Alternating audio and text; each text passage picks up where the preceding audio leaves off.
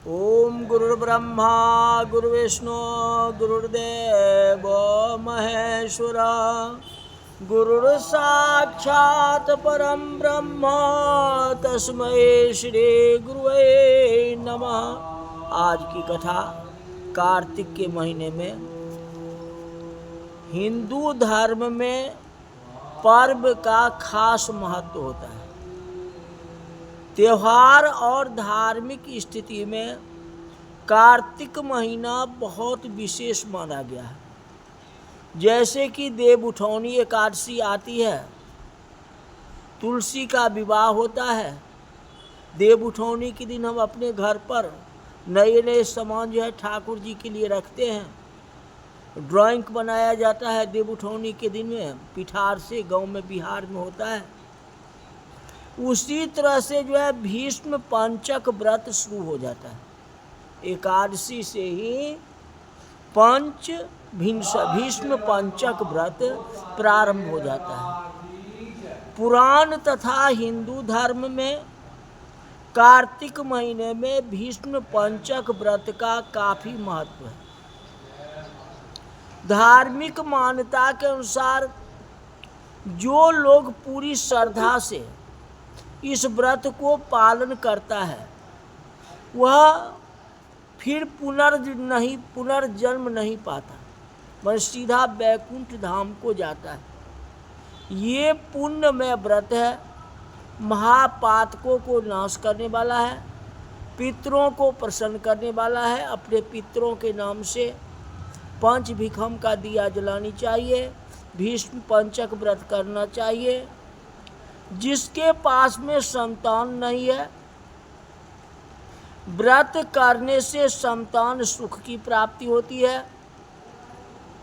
इसके अलावा इस व्रत को रखने से सुख सम्मान में वृद्धि हो जाता है, स्वास्थ्य उत्तम होते हैं, उत्तम बना रहता है, लंबी आयु प्राप्ति होती है, इस संसार का भी सुख होता है और परमात्मा के घर का भी सुख होता है। माँ गंगा के पुत्र भीष्म पितामह पूर्व जन्म में वसु थे। 8 वसु में से एक वसु थे। अपनी पिता के इच्छा पूर्ति के लिए आजन्म अखंड ब्रह्मचर्य व्रत पालन करने का दृढ़ संकल्प करने के कारण उन्होंने पिता के तरफ से उनकी इच्छा मृत्यु का वरदान मिला था। इसलिए 5 दिनों में ब्रह्मचर्य व्रत आवश्यक पालन करना चाहिए। भीष्म पितामह ने ब्रह्मचर्य व्रत का धारण किया था। कोई कारण जो महाभारत में उनके पिता ने कहा कि आगे का राज्य कैसे होगा, क्या होगा, कैसे होगा, तो भीष्म कहा मैं आजन्म ब्रह्मचारी होऊंगा, मेरे द्वारा कोई पुत्र की प्राप्ति होगी नहीं, यही बात है, मैं ब्रह्मचारी रहूंगी।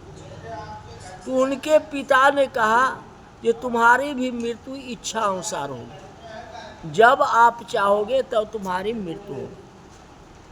तो इस जो ब्रह्मचर्य पालन व्रत करना मतलब हमारा भी कर्तव्य बनता है जो 5 दिन तक ब्रह्मचर्य व्रत को धारण करें। महत्व इसका सबसे ज्यादा है। स्वविधि भीष्म पितामह की पूजा करना, उनका आशीर्वाद प्राप्त करना। कार्तिक एकादशी के दिन वर्णों की वैश्य पर पड़े हुए भीष्म जी ने जल की याचना की थी। बाणों के सैया पर बैठे हुए भीष्म पितामह ने जल की याचना की थी। तो अर्जुन ने संकल्प करके भूमि पर बाण मारा तो गंगा जी की धार निकली और डायरेक्ट मुंह में आई। भीष्म जी ने उस जल से प्यास बुझाई, जिससे उनका तन मन प्राण संतुष्ट हो गए। इसीलिए इन दिनों को भगवान श्री कृष्ण ने पर्व के रूप में घोषित कर दिया और कहते हुए कहे कि आज से पूर्णिमा तक जो पंच भीष्म के नाम से दिया जलाकर उनका अर्घ्य देंगे, भीष्म जी के तत्व को प्राप्त करेंगे। इस व्रत को पालन जो करेगा उससे मेरी जो प्रसन्नता होगी, महाभारत का युद्ध समाप्त होने पर जिस समय भीष्म पितामह सूर्य के उत्तरायण होने की प्रतीक्षा कर रहे थे, बाणशैया पर शयन कर रहे थे, उसी समय भगवान पांचों पांडव को साथ लेकर के उनके पास गए थे और उचित अवसर प्राप्त करके युधिष्ठिर ने पितामह को उपदेश देने को आग्रह किया। तो भीष्म ने 5 दिन तक राजधर्म, वर्ण धर्म, मोक्ष धर्म का उपदेश दिया। उनका उपदेश सुन के कृष्ण जी संतुष्ट हुए और बोले, पितामह आपने एकादशी से पूर्णिमा तक 5 दिन में जो उपदेश दिया है उसे मेरी बड़ी प्रसन्नता हुई। मैं इसके स्मृति में आपके नाम पर भीष्म पंचम व्रत का स्थापना करता हूँ। जो इस व्रत को करेंगे उनको सुख शांति बनी रहेगी और अंत में मोक्ष को प्राप्त होगा, इसमें कोई प्रकार की संदेह नहीं। इन 5 दिन अन्न का त्याग करें, कंद मूल फल दूध अथवा सात्विक आहार करके और भीष्म जी की अर्घ्य प्रदान करें। अर्घ्य के जल में कुमकुम से बराबर फूल या कमल का फूल पंचामृत मिलाना सुखदायी होता है। पत्नी में गौमूत्र डाल करके, पानी में गौमूत्र डाल करके स्नान करें, रोगों का नाश हो जाता है और पाप जो है क्षय हो जाता है। गौमूत्र डाल करके स्नान करें, महत्व सबसे ज़्यादा है इस 5 दिन के अंदर में।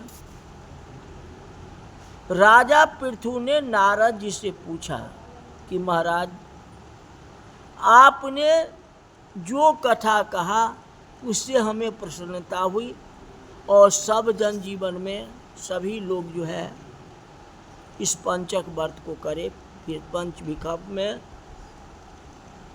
अखंड ज्योत जलाओ या नित्य दिन सुबह और शाम भीष्म पितामह जी को अर्घ दे करके एक दिया अवश्य जलावें। जितना शक्ति उतना भक्ति करो, घर में सुख शांति रहेगी, सब तरह कल्याण होगा। इस तरह आज की कथा यहीं तक रही। बोल वृंदावन बिहारी लाल की जय। गोविंद बोलो हरि गोपाल बोलो, गोविंद बोलो हरि गोपाल बोलो, राधा रमन हरि गोविंद बोलो, राधा रमन हरि गोविंद बोलो, गोविंद बोलो हरि गोपाल बोलो, गोविंद बोलो हरि गोपाल बोलो, राधा रमन हरि गोविंद बोलो। हे कृष्ण गोविंद हरे मुरारी, हे नाथ नारायण वासुदेवा। इस तरह भीष्म पंचक का व्रत प्रारंभ कल से होंगे और तुलसी माता का विवाह भी है। कहते जो तुलसा का ब्याह करावे सो सुख भोग परम पद पावे। तो परम पद प्राप्ति के लिए, मोक्ष प्राप्ति के लिए तुलसी और शालिग्राम जी का विवाह करें। महत्व इसका सबसे ज़्यादा है। या तो सामूहिक विवाह किसी मंदिर में करावें या पर्सनल अपने घर में तुलसा माता को, पंडित जी को बुला करके शालिग्राम जी के साथ विवाह करावें। महत्व उसका सबसे ज़्यादा होता है। घर में सुख शांति होता है। जिस तरह बेटी का विवाह हम करते हैं उसी तरह तुलसी हमारी जो है बेटी है। जो तुलसी शालिग्राम जी की इतनी बड़ी तपस्या की थी, ऐसे तुलसी को हम विवाह करावें, इससे बढ़ करके क्या हो सकता है। इसलिए सुख शांति के लिए ही करें। द्वादशी को झंडा स्थापना करें।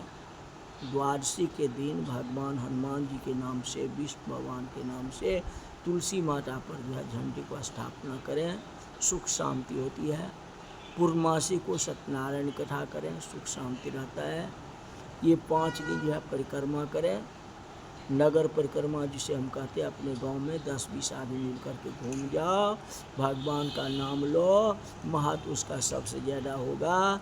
या गंगा जी में जाकर स्नान कर लें, 1 दिन करें या 5 दिन करेंगे तो 5 रात्रि होगा।